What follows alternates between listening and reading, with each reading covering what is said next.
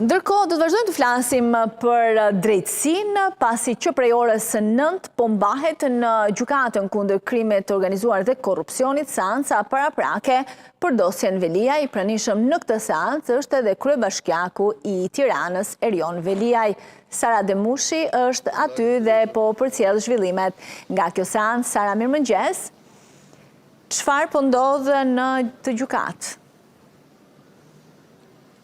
Në gjykatën e posaçme që prej orës 9 është duke u zhvilluar seanca paraprake për dosjen Veliaj, me të pandehur kryetarin e Bashkisë së Tiranës Erion Veliaj, bashkëshorten e tij Ajola Xoxa, si dhe të pandehurit e tjerë në këtë dosje. Ditën e sotme, pas disa mungesave në seancat e shkuara paraprake, është vetë i pranishëm kryetari i Bashkisë së Tiranës Erion Veliaj për të marrë pjesë gjatë ditës së sotme në këtë seancë, e cila pritet të zgjasë lidhur me vendimin që më pas do të marrë edhe gjykata nëse dosja do të kaloj për gjykim apo jo, dhe ndërkohë nga ana tjetër nëse do të rikthehet në strukturën e posaçme antikorrupsion për hetimet të mëtejshme. Kujtojmë se seanca e shkuar paraprake u shtyp për vetë faktin se mbrojtja kërkoi të njihet me aktet e dosjes dhe këtë vendimarrje më pas gjykata vendosi që të shtyjë seancën dhe pikërisht për të zhvilluar ditën e sotme, ku mbetet për të parë se cila do të jetë vendimarrja e trupës gjykuese lidhur me seancën paraprake nëse do të kaloj për gjykim apo jo.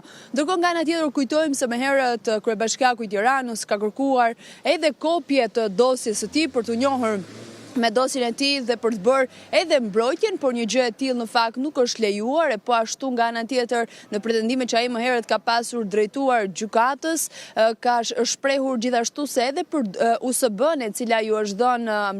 mbrojtjes së tij, nuk mund të lejohet në paraburgim. Kujtojmë se Veliaj ndodhet në paraburgim që prej muajit shkurt dhe ndaj tij rëndojnë disa vepra penale, duke nisur që nga pastrimi i parave, mosdeklarimi i pasurive, korrupsioni në 9 raste, shpërdorim detyre si dhe futje të sendeve të ndaluara në qeli. Ndërsa sa i përket bashkëshortes së tij Ajola Xoxa akuzohet për mosdeklarim pasurie, fshehje të ardhurave si dhe pastrim parash. Kujtojmë se në një seancë maraton në gjykatën kushtetuese, kjo e fundit i dha të drejtë Erion Veliajt të qëndrojë në detyrë si kryetari i Bashkisë së Tiranës, ku me këtë vendimarrje shfuqizoi vendimin e qeverisë për shkarkimin e tij, nga ana tjetër edhe shfuqizimin e dekretit të presidentit të vendit për të shkuar në zgjedhje Bashkia e Tiranës. Ndërkohë nga ana tjetër ai është drejtuar gjithashtu sërish gjykatës kushtetuese për vendimarrjen ndaj tij sa i përket masës së sigurisë, arrest në burg të miratuar tashmë si nga ana e gjykatës së posaçme, e apelit të posaçëm, e po ashtu edhe nga gjykata e lartë, ku tashmë mbetet për të parë se cila do të jetë vendimarrja e gjykatës kushtetuese në momentin që do të shprehet. Por kujtojmë gjithashtu nga ana tjetër se vazhdimisht ai ka kërkuar në shkallë të ndryshme të gjyqësorit për shfuqizimin e masës së sigurisë që rëndon prej tij arrest në burg që prej 10 shkurtit të këtij viti, por në asnjë moment nuk është pranuar dhe është refuzuar. Tashmë mbetet për të parë ditën e sotme se cila do të jetë edhe vendimarrja e trupës gjykuese sa i përket seancës paraprake, ku vazhdimisht seanca paraprake për këtë dosje është shtyr për argumenta të ndryshme, ku siç e theksova edhe pak më parë në seancën e fundit paraprake të zhvilluara pak më parë, ishte pikërisht arsyeja e mbrojtjes e cila kërkonte të njihet me aktet, ndërsa gjatë ditës së sotme teksa vetë është i pranishëm zoti Veliaj, mbetet për të parë se çfarë vendimi do marrë trupa gjykuese.